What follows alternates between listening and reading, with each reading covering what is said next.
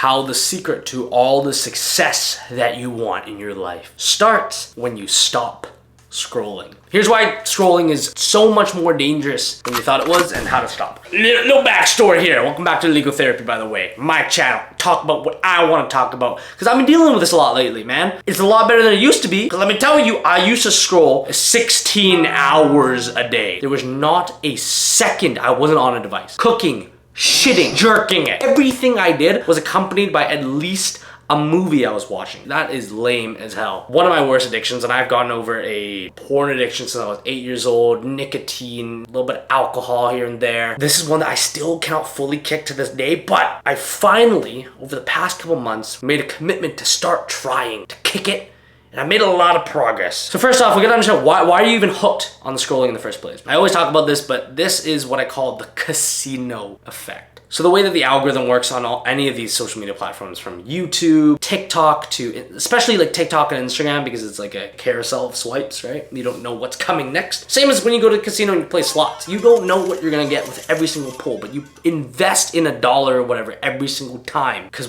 eventually you're gonna get it. Well, the algorithm knows what you want, and it on purpose doesn't always give you the videos that you want, only like once every 3 or 4 and like a random amount, because when it does that, it taps into the part of the brain, like the primal human urge to hunt, to search for things, because it feels like we're hunting for the video that we want. The problem is when we finally get that video, it's not enough of a dopamine spike to stop right there. Just like when you're gambling, you know, when you win your first $100, you're like, damn, I could win 200. Exact same thing when you're scrolling. You're like, that video was like a 9 out of 10 funny. I bet I can go find a 10 out of 10, and you keep going. Very smart, these social media guys, you know. They literally put in millions of dollars to take millions of hours from your life. So the difference is, instead of putting a token every time, you're putting in your investment. You're putting in time away from your goals. Your self-esteem, it sucks. Next one, especially if you have or have tendencies of ADHD, it's time blindness. People with ADHD tendencies can't really tell or track how much time they've spent on things. They usually end up over or underestimating how much time a certain task takes. So especially if you feel that you don't spend your time well in your life, and you feel like, fuck, I suck. I don't even get much done in an hour. Well, if you feel like that, why would it be so bad if you spend an hour scrolling? The next reason you're hooked, invisible damage. The phone addiction is so normalized in our society. It's unlike any other addiction where, one, you don't get the shame from society for it. You don't physically see the damage it does to you. And the last,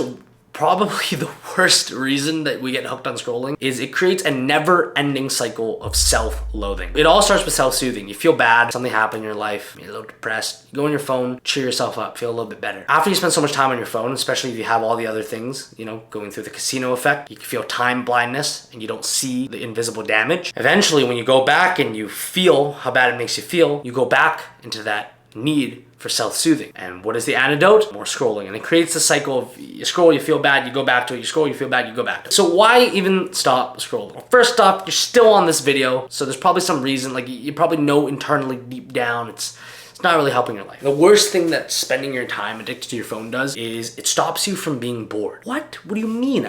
Of course I don't want to be bored. That's terrible. Boredom is only terrible until you understand that boredom is the vessel to finding your purpose. If you're in a stage of life, or you've been in a stage of life where you don't know where to align your efforts, you don't feel that like deep calling for something, and life, even though tough, even though you're working toward things, kind of feels a little bit meaningless, maybe because you don't have a strong sense of what your purpose is, or you're not secure with what you think might be your sense of purpose. And the thing is, the only way to find out your true sense of purpose is with yourself. And that's why a lot of people, when they go off for days, months, years to go find themselves, usually this weird phenomenon happens when they come back, maybe looking very different. They usually have a much deeper sense of self, who they are, their purpose. And that's because when you spend such a long time with yourself, you don't have anyone or anything telling you who you are or what to do.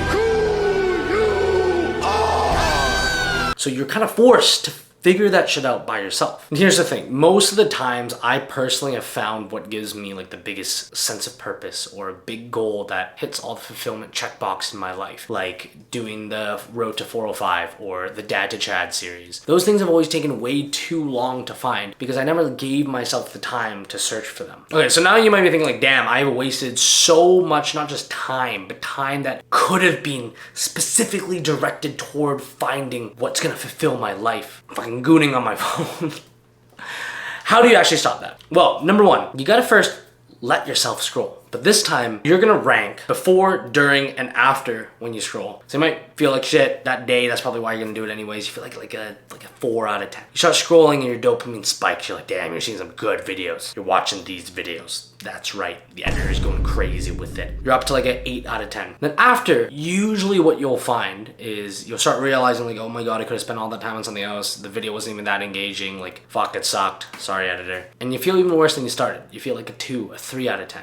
I wrote down this terrible metaphor, but it's kind of like if you're extremely obese. It's like instead of scrolling, you're overeating. You keep over-consuming, but let's say you've in the past never let yourself see how fat you've gotten. And this is now you're finally like going in the mirror after every meal and just grabbing the hunk of lard that you've built up. You're like, damn, what have I done? Now you might feel shit, might have a lot of shaming, and you're gonna catch yourself here, and like this is where you're gonna be careful, because this might make you want to go do the activity more, it might make you want to scroll more because you feel bad about it. This is where you have to catch yourself and remember exactly what you just shown yourself and how you felt after you did it. Now you actually see the damage. Step 2.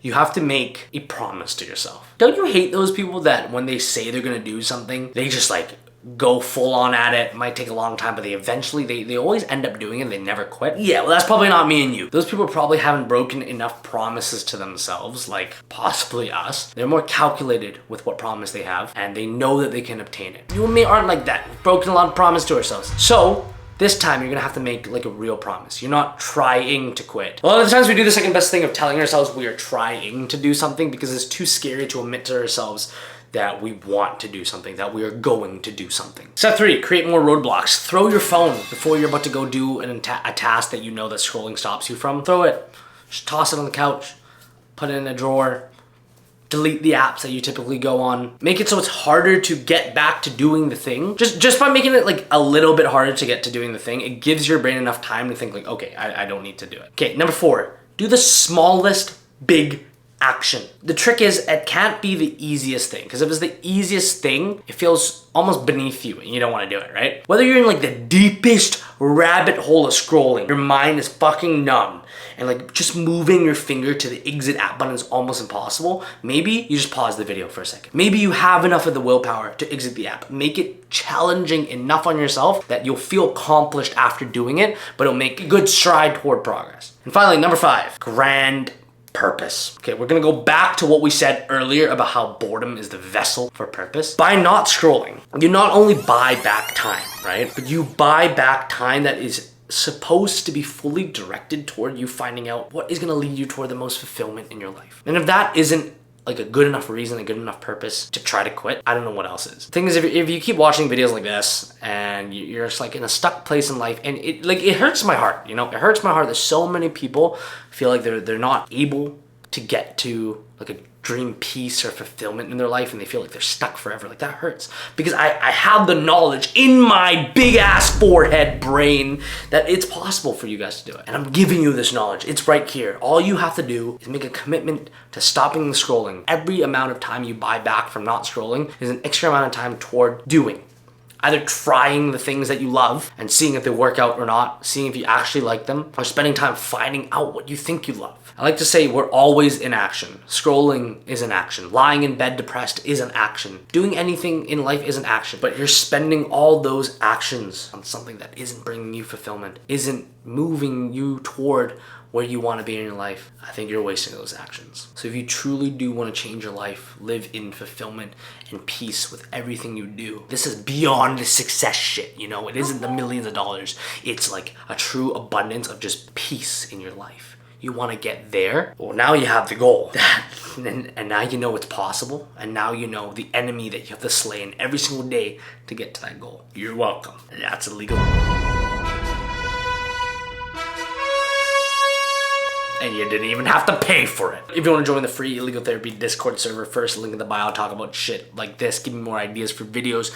You want to make me money, make me rich? Cookbook of Gains, the first fitness cookbook with over 200 plus recipes, high and low calories for both bulking and cutting. There's QR codes inside it so you can scan and watch video instructions. If you're too lazy to read the book, like I'm too lazy, that's why I made them. Or you can join our fitness program, the Comeback in My Day. How we're building a subscription program. These are all in the second link in the bio, where me, you, and 100 other dudes, that sounds weird, we're all doing the same workout every single day. You're paying a cheap price to join in on my workouts every single day, and we talk to each other, and yeah, is cool. If you have no friends, join that. If you like the video or you want more topics about the same thing or different things, let me know in the comments. Peace out, you beautiful, sexy motherfucker.